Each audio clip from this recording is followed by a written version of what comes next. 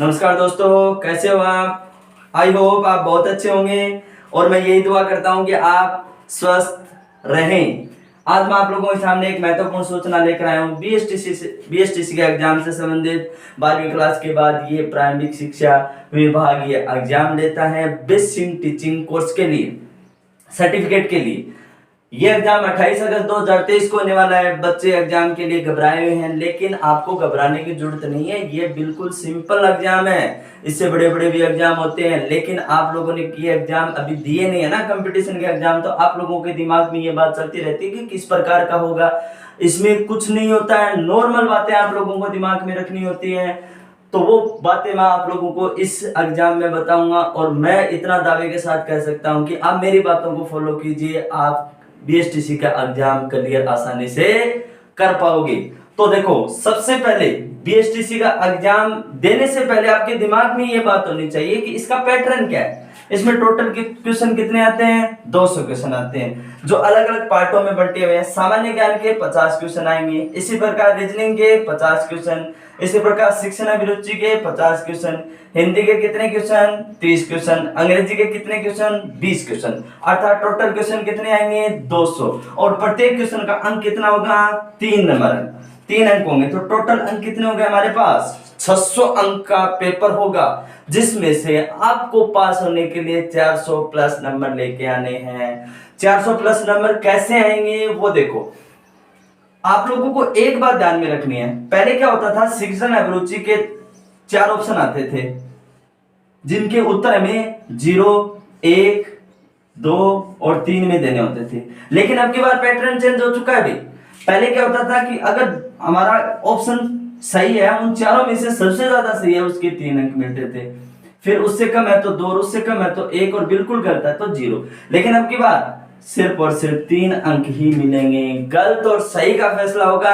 तो आप लोगों को यह बात विशेष तौर से ध्यान में रखनी है, सही आंसर की तरफ ही जाना है।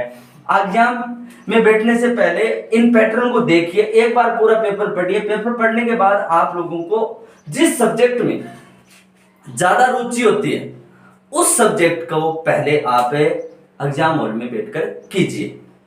इसका रीजन क्या है, करने का फायदा क्या होगा आप लोगों को? फायदा होगा, मुझे पता है कि इसमें नेगेटिव मार्किंग नहीं है बीएसटीसी का एग्जाम में, लेकिन जैसे ही आपका रुचिकर सब्जेक्ट आपके सामने और आपके क्वेश्चन हो गए, तो आपका जो मनोबल है वो ऑटोमेटिक बढ़ जाएगा। तो इतनी बात आप लोगों को दिमाग में रखनी है कि हमें कौन सा पैटर्न पहले चूज करना है, पहले कौन सा पैटर्न करना है, कारण हमारा मनोबल बढ़ जाएगा उससे। नेगेटिव मार्किंग इस एग्जाम में नहीं है। तो इस प्रकार की सामान्य बातें अगर आप लोग दिमाग में रखोगे तो आप जरूर सक्सेस होगे।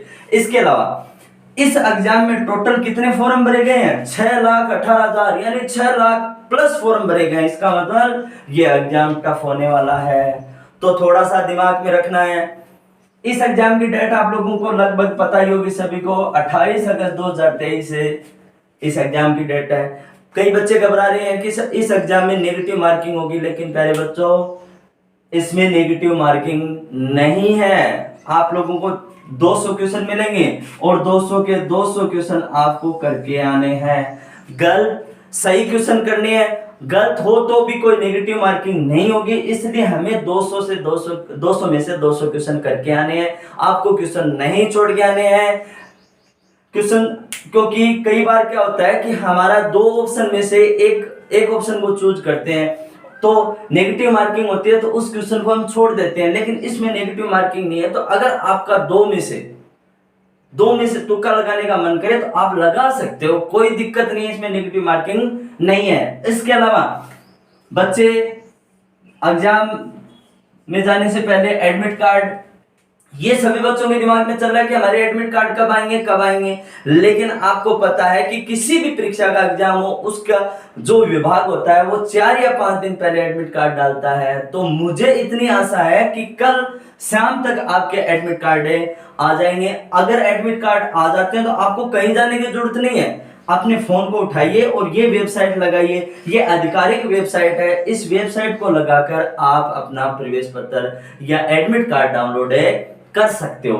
इसके अलावा इसमें कुल सीटें कितनी है? 25,000 सीटें अलॉट हुई है, लेकिन बात चल रही है कि 2,000 सीटें और बढ़ा दी जाए, क्योंकि जिले बढ़ने के कारण 2,000 सीटें और बढ़ाने की संभावना चल रही है, इसलिए यहाँ पर 27,000 सीटें हो सकती हैं।